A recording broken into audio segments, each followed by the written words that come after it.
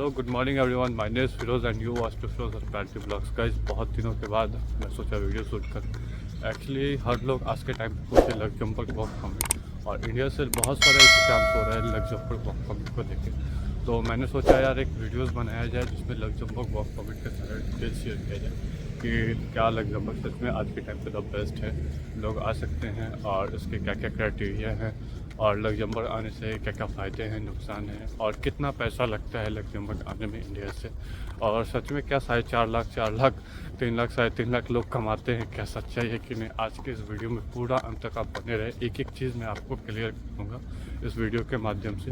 बहुत सारे लोग यूरोप आना चाहते हैं और हर किसी को जल्दी शॉर्ट टाइम में ज़्यादा पैसा कमाना है। तो गाइस, आज के वीडियो में मैं यही चीज़ को पूरा क्लियर करने वाला हूँ, क्या सच में लग्जमबर्ग द बेस्ट है आज के टाइम पे और इंडिया से आने चाहिए लग्जमबर्ग।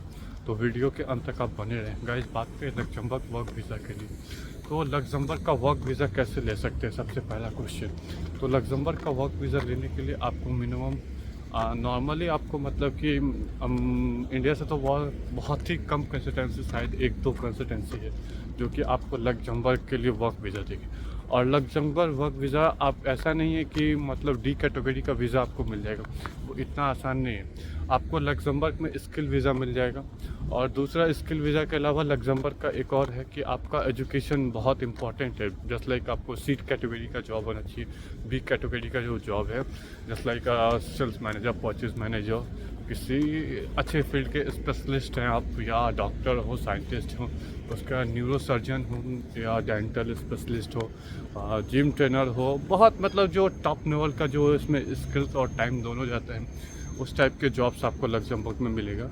और यहाँ पे मतलब कि ऐसा ही है कि आपको अगर आपका कोई एम्प्लॉयर यहाँ से मतलब बहुत क्लियर आराम मतलब बहुत ही इंपॉर्टेंट बात बता रहा हूँ, ये सुनिएगा।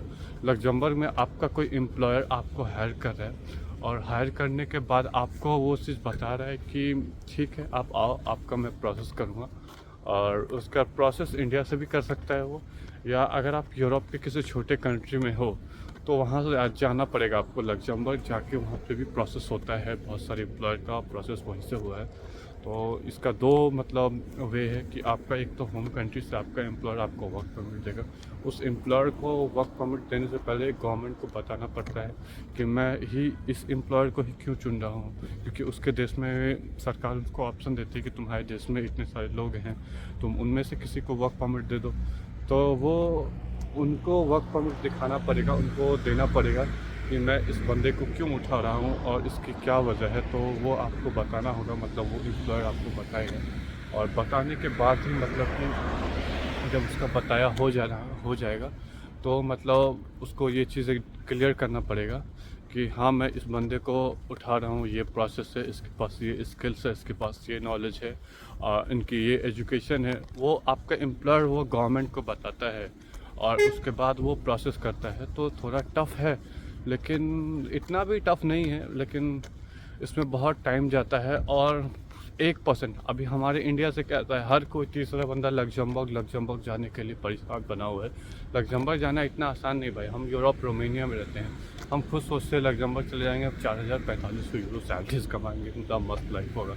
बट इतना आसान नहीं है। इतना कहना बहुत ईजी है कि भाई हम लग्जमबर्ग जाएंगे, ये कर लेंगे, वो कर लेंगे, बट इतना आसान नहीं है गाइस। कि दुनिया इतना आसान होता तो इंडिया में बैठे हुए लोग ईजी है चले जाते।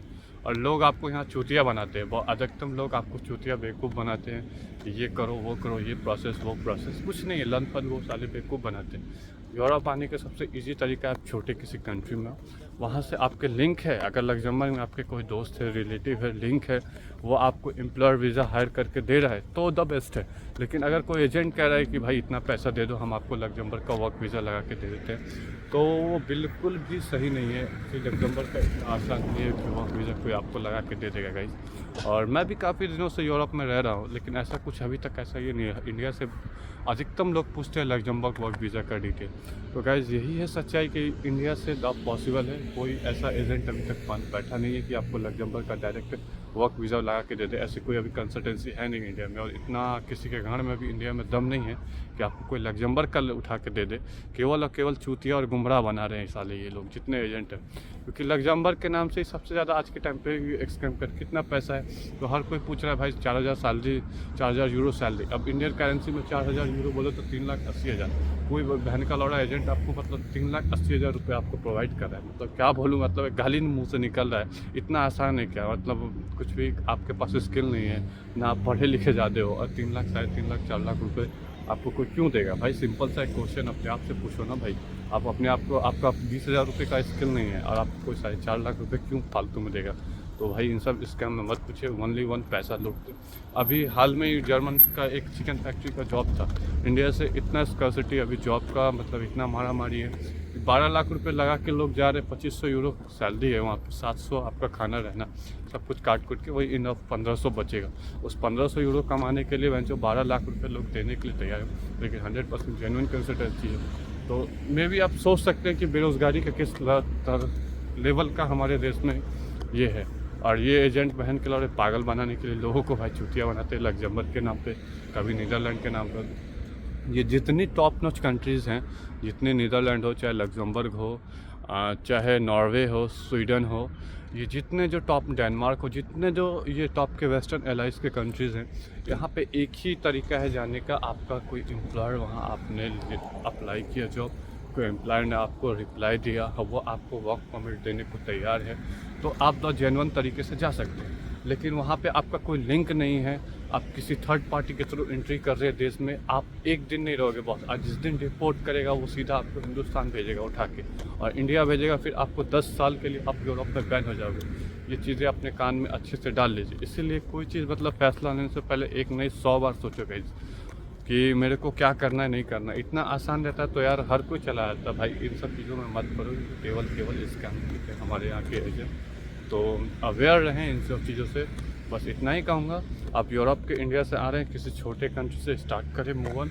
जहाँ से अभी इंडिया के जैसे कि माल्टा आ जाए, माल्टा इंडिया से 5-5.5 लाख रुपए में आराम से आप आ सकते हैं। उसके बाद बुल्गारिया आ जाए, 4 से 5 लाख रुपए में बुल्गारिया भी आप आ सकते हैं। कोई अगर कंसल्टेंसी या एम्प्लॉयर या एजेंट जो भी हो, जिस माध्यम से वो आप जैसे आ रहे हैं, अगर कोई ले रहा है तो द बेस्ट है। आज के टाइम पे सैंडविच जो उनकी कंट्री है, अपॉर्चुनिटीज़ है। अगर आपका फ्यूचर आप यहाँ पे 5 साल बिताते हो तो PR भी मिल जाएगा, और उसका सिटीज़न के लिए आप एलिजिबल हो जाओगे। उसके बाद कल को आपको एक यूरोपियन पासपोर्ट मिलता है तो आप लग्जमबर्ग, नीदरलैंड, कहीं भी आप काम कर सकते हो। एक चीज़ हमेशा याद रखें, ये बहुत इंपॉर्टेंट पॉइंट बता रहा हूँ, कि आप अगर 5 साल छोटे कंट्री में आपने गुजार दिया, टाइम दे दिया, और 5 साल के बाद आप छोटे कंट्री के बाद आप जा रहे हो, मतलब किसी बड़े कंट्री में मूव हो रहे हो, तो वहाँ पे क्या आपको प्रॉफिट मिलेगा कि आपका जो भी पासपोर्ट है, मतलब जो आप इंडिया का सिटीज़न आप गिव अप करके यूरोप का सिटीज़न लेते हो, और उसके बाद वो पासपोर्ट की आपकी वैल्यू हो जाती है। उस बेसिस पे आप यूरोप के किसी कंट्री में काम कर सकते हो, डेनमार्क हो, लग्जमबर्ग हो, एनीबडी, कहीं पे भी काम कर सकते हो। उस कंडीशन में आपको कोई रोकने वाला नहीं। लेकिन इस कंडीशन में आप जाओगे तो आपको बिल्कुल रोका जाएगा, और आपको वहाँ पे काम है नहीं। लग्जमबर्ग छोटा सा देश है, वहाँ पे एज ए यूरोपियन जो गरीब कंट्रीज़ है, जैसे कि रोमेनिया, बुल्गारिया, क्रोएशिया, पोलैंड, इनके लोग बहुत ज़्यादा भरे पड़े हैं। तो आप खामखा दिमाग उतना लगाए ना, और एक स्टेबल करके चले कि भाई इतना आसान नहीं है। आप अपने आप को भी एक बार क्वेश्चन से देखें कि आपके अंदर 20,000 की स्किल नहीं है और आपको कोई 4 लाख रुपए क्यों देगा। हाँ, अगर आपके पास C कैटेगरी का, आप खुद से अप्लाई करें। अब C कैटेगरी जो पढ़े लिखे लोग हैं भाई, MBA MBBS किए हुए लोग हैं, 5 साल एक्सपीरियंस इंडस्ट्री में, वो क्यों ऐसे करेंगे? वो आप डायरेक्ट अप्लाई करेंगे, डायरेक्ट कंपनी से बात करेंगे, डायरेक्ट उनको हायर मिलेगा, डायरेक्ट उनको टॉप नॉच प्रोवाइड। लेकिन आप D कैटेगरी वाले लोग हो, आप नॉर्मल काम करके जीवन जी रहे हो, और आप सोच रहे हो कि भाई इतना आसान तरीके से मिल जाए, तो इतना आसान नहीं है भाई। इंडिया में क्या एजुकेशन का क्या वैल्यू है सबको पता है। मैं बिहार से हूँ, बिहार बोर्ड की कितनी वैल्यू है सबको, पूरी दुनिया को पता है। इसमें कोई बताने की बात नहीं। तो यार इतना आसान नहीं है कोई चीज़ की आप पालोगे, थोड़ा टाइम लगता है, लेकिन हो जाएगा। मैं भी कोशिश करो, हो जाएगा। यूरोप क्या, मैंने सिंपल बोला, छोटे देश में कोई आपके लिंक है, बड़े देश में कोई बैठा हुआ है, वो आपको हायर करने का ये है, वो आपको सपोर्ट कर रहा है, तो उस केसेस में आपका हो सकता है। लेकिन डायरेक्ट किसी थर्ड पार्टी पर्सन के जो, जिसको आप जान नहीं रहे हो, दोस्त बन गया ऑनलाइन, इस तरह से भाई बहुत स्कैम हो रहा है। तो अवेयर रहें, हर किसी को मैं यही कहूँगा। और बाकी आपका कोई भी क्वेश्चन हो, क्वेरी हो, तो आप मुझे मैसेज करें, मैं जितना होगा मैं आंसर आपको देने की कोशिश करता हूँ। और मेरा नाम है फिरोज़। जब तक आप मेरे वीडियो में बने रहें, मुझे बहुत अच्छा लगा कि बहुत सारे लोग मेरा फुल वीडियो देखते हैं, क्वेश्चन करते हैं, मैं बहुत खुश होता हूँ। तो आई होप ये वीडियो आपको समझ में आएगी। तब तक मिलते हैं किसी और वीडियो में। जय हिंद, जय भारत। तब तक अपना ध्यान रखें।